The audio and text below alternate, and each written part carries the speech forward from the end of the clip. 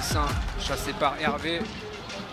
Palais bloqué dans le rond central par les Angevins. Retour et l'ouverture du score dans cette Hervé. série. Jordan Hervé qui va être le premier à aller porter le Palais au fond des filets dans cette demi-finale pour aller porter le score à 1-0, tromper Matija Piltaric. Grenoble qui s'est laissé piéger. Alors à voir s'il n'y a pas peut-être un hors-jeu Qui fonctionne bien pour aller tromper Matija Piltaric. 1-0 dans ce match. dans le attention. dos, la belle sortie de prison. Et la belle sortie but du banc, pardon. Et Leclerc qui vient porter le score 1 partout. L'égalisation grenobloise sur cette belle sortie de banc du côté des brûleurs de Lourdes. Il va falloir surveiller bien sûr ce qui s'est passé du côté de la ligne bleue. Mais je pense que c'est bon. Mais effectivement, il a été oublié. Leclerc, il est sorti du banc. Et oui, Deschamps qui... La barre, ça a été effleuré par le gardien des Ducs qui cède. C'est touché pour le plus grand bonheur des supporters grenoblois. La série des demi-finales face à Briançon, mais par contre il y a eu beaucoup de buts encaissés En infériorité. en infériorité numérique.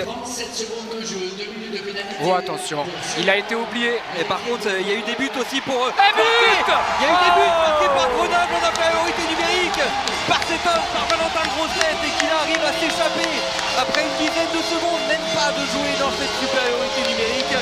Grenoble qui réussit à prendre les devants dans cette fin de second tiers-temps. Et ouais, les Angevins pas concentrés et qui se sont fait contre de vitesse. Et le lancer du revers de Grosset, c'est ça. 2 buts à 1 pour Grenoble. Talonnade. Oh, il n'avait pas suivi Matija Piltaric. Charbonneau plein axe, c'est contré par Engloun. Allez, faut la sortir. Les 5 dernières secondes de jeu, le Palais qui quitte l'air de jeu, Voilà, ça va c'est être un fini. but. Ouais, c'est but. vide. Ça fait 3-1 sur le gong. Sur le gong, les Grenoblois qui vont aller chercher ce but du break et qui vont s'imposer dans cette première rencontre irrespirable dans ces dernières secondes. Ah, ça a été dur, hein, les Angevins qui ont joué leur va-tout dans la dernière minute, qui n'ont pas laissé Grenoble respirer sur cette dernière présence, et ça fait 3-1 sur ce but en cage vide de Treille. La déviation d'Archambault qui était prêt au second poteau, mais le Palais qui vient passer à travers.